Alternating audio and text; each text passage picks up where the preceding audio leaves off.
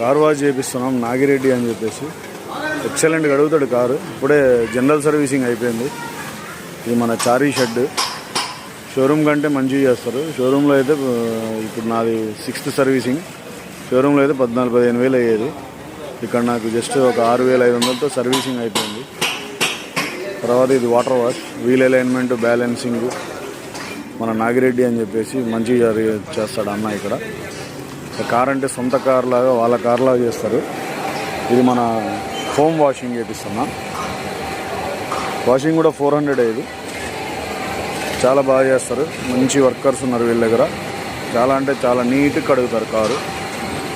మీరు కూడా విజిట్ చేయండి. ఇది మమతా రోడ్లో ఉంటుంది, నాగిరెడ్డి కార్ వాష్.